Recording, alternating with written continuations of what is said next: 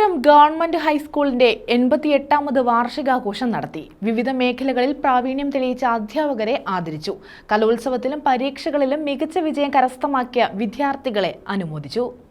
Keralapuram government ഹൈസ്കൂളിന്റെ വാർഷികാഘോഷം നടത്തി.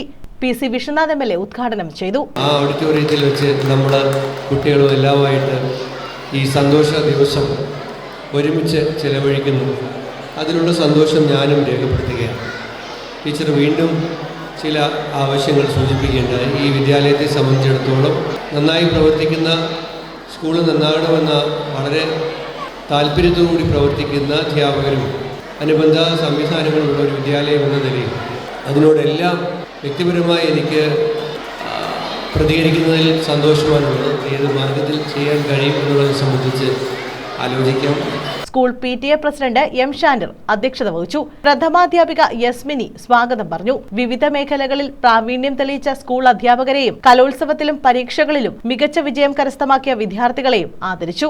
ഗ്രാമപഞ്ചായത്ത് അംഗം TS Manivarnan, PTA vice president Ashraf, പൂർവ്വ വിദ്യാർത്ഥി പ്രതിനിധി Habeeb Muhammad, senior assistant A. Jaseena, staff secretary R. Ramya, programme convener PP Lailama തുടങ്ങിയവർ പങ്കെടുത്തു. News bureau, Kundara.